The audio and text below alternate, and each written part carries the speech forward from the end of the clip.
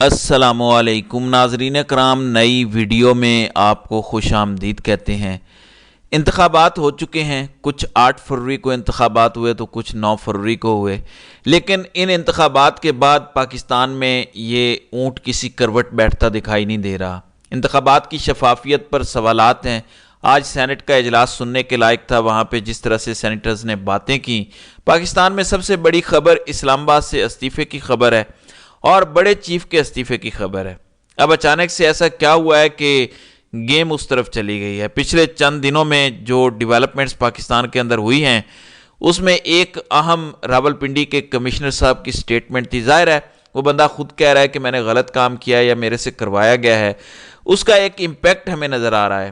آج جاوید چودھری نے آرٹیکل لکھا کہ نواز شریف کو پتا ہے کہ اگر فارم 45 کے مطابق لاہور کا این اے 130 کھل گیا تو وہ 16,000 کی لیڈ سے ہار جائیں گے۔ یہ میں نہیں کہہ رہا، یہ جاوید چودھری کہہ رہے ہیں۔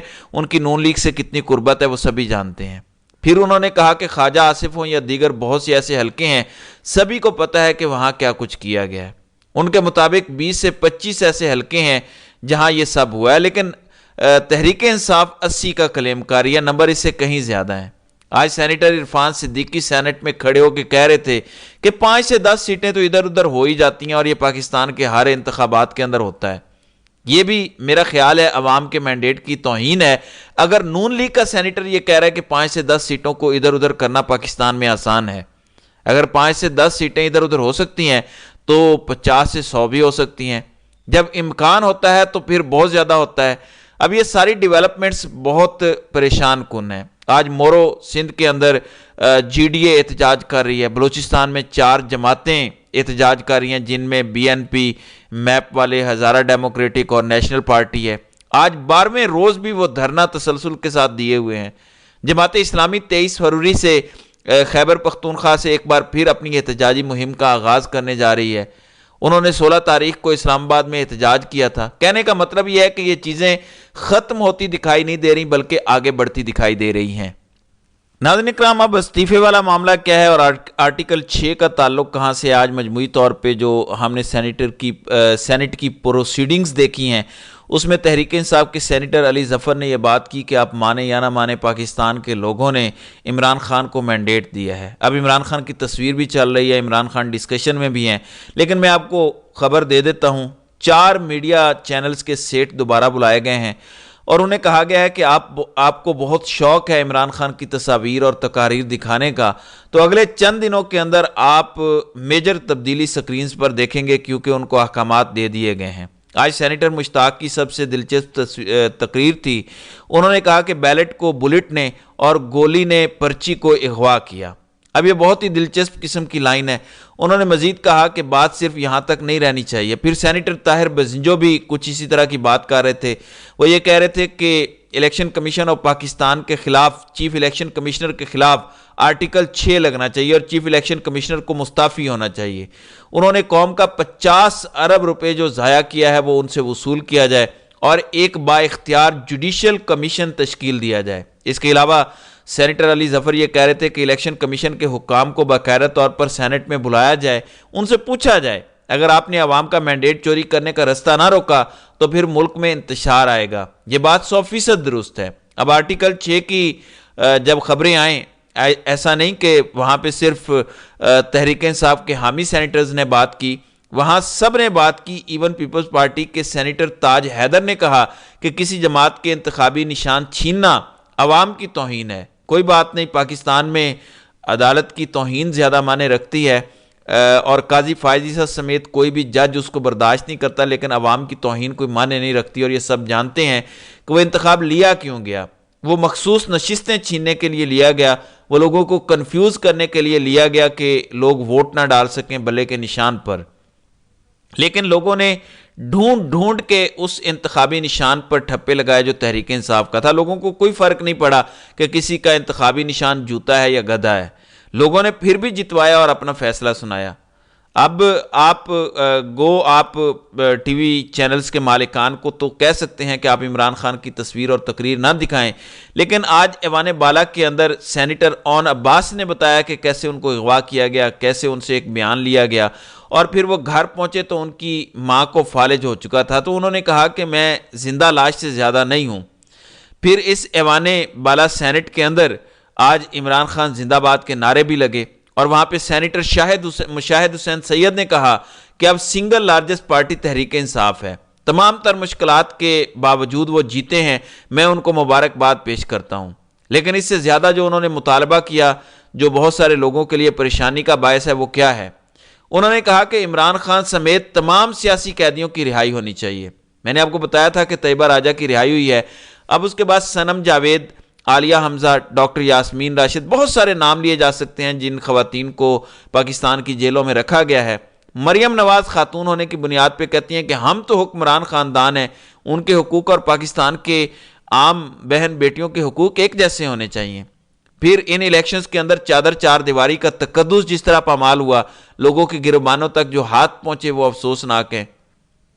اب عدیل سرفراز جو کورٹ کو کور کرتے ہیں، اچھے جرنلسٹ مانے جاتے ہیں، غیر جانبدار کہلاتے ہیں، انہوں نے آج ایک ٹویٹ کیا اور لکھا ریزیگنیشن۔ عدیل سرفراز آج کل سنو نیوز سے وابستہ ہیں، تو کورٹ کو کور کرنے والی مریم نواز جو جیو نیوز سے وابستہ ہیں، انہوں نے اشارتاً اس ٹویٹ کو ری ٹویٹ کیا اور اگلی بات لکھ دی اور کہا کہ bold letters indicate one of the chiefs is going to resign.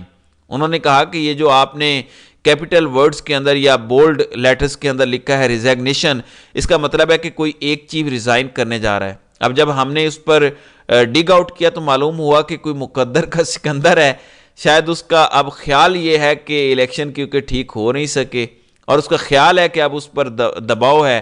N130 پر آج جو نواز شریف اور ڈاکٹر یاسمین راشد والا حلقہ ہے، اس پر الیکشن کمیشن کو نواز شریف کو نوٹس جاری کرنا پڑا ہے۔ پھر کیسرا الہی والا کیس ہے، ایاز امیر جو چکوال سے ان کا کیس ہے۔ کہنے کا مطلب یہ ہے کہ اتنے بڑے بلنڈرز ہوئے ہیں، ایک سے بڑھ کر ایک بلنڈر ہے، اور سبھی یہ کہہ رہے ہیں کہ ہمیں فارم 45 کی بنیاد پر نتائج دیں، لیکن فارم 45 کی بنیاد پر آپ نتائج دیں گے تو پھر کیا ہوگا؟ آپ کے ہاتھ سے ہر چیز نکل جائے گی، اور جو جیتے ہوئے ہیں آپ انہیں ہرا نہیں پائیں گے۔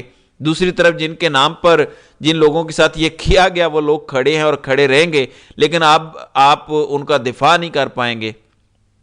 اعجاز چودھری جو اس وقت زیر حراست ہیں، وہ سینٹ کے ممبر ہیں، سینیٹر ہیں۔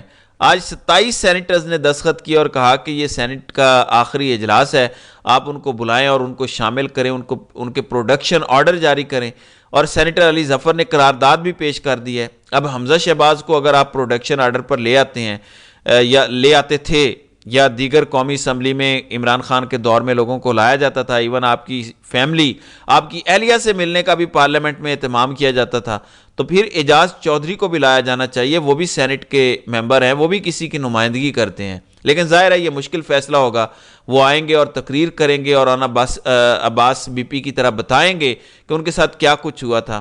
عوام تو ان کے ساتھ کھڑے ہیں، لیکن جنہوں نے یہ سب کیا ہے ان کا کیا ہوگا؟ اب محسن نقوی نے 23 تاریخ کو کابینہ کا الوداعی اجلاس بلا لیا ہے۔ آپ چلے جائیں گے، لیکن آپ جو اس وقت لیگسی چھوڑ کے گئے ہیں، جو گند اپنے منہ پر مل کر گئے ہیں، جو کالک آپ کے حصے میں آئی ہے، اس کا کوئی دفاع نہیں کر پائے گا۔ ہمیں بھاشن دے رہے تھے نگران وزیر اعظم کہ سوشل میڈیا پر ٹرولنگ ہوتی ہے۔ پاکستان میں آج چوتھا دن ہے ٹویٹر کی سروسز بند کیے ہوئے۔ آج ڈان نیوز نے پہلے صفحے پر اس خبر کو چھاپا ہے، لیکن آپ ان سے پوچھیں کہ بھائی ایسا کون سا خطرہ ہے جس کی بنیاد پر آپ نے ٹویٹر کو بند کیا ہے، تو میرے خیال سے اس کا کوئی جواب ان کے پاس نہیں ہوگا۔ اب علی امین گنڈا پور کے نام سے بہت خوف آ رہا تھا کہ علی امین گنڈا پور کو کیوں لگایا گیا ہے۔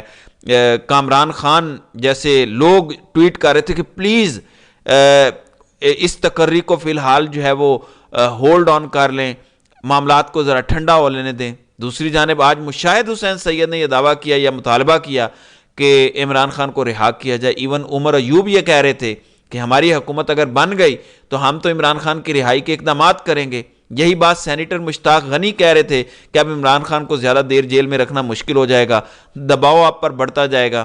عمران خان نے جو امتحان یا مشکل کاٹنی تھی وہ اس نے کاٹ لی ہے۔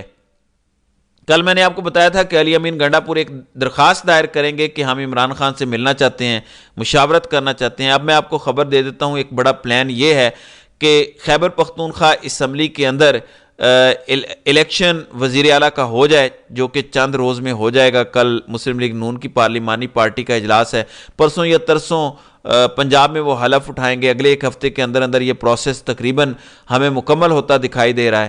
اندازہ کریں کہ اگر خیبر پختونخوا کا وزیر اعلیٰ خود اپنی کابینہ اور خیبر پختونخوا اسمبلی کے 90 ارکان یا ریزرو سیٹیں ملا لیں تو 100 سے زیادہ ہوں گے۔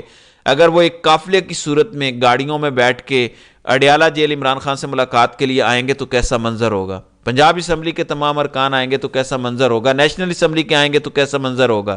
اس لیے اب پریشر آپ پر بڑھنا ہے، لوگوں کو مشکل، عمران خان کو مشکل نہیں ہوگی۔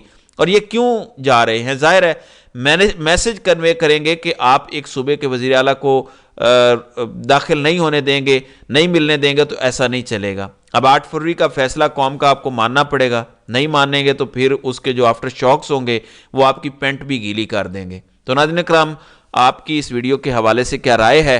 آپ اپنی رائے کا اظہار کامنٹ سیکشن میں ضرور کیجیے گا۔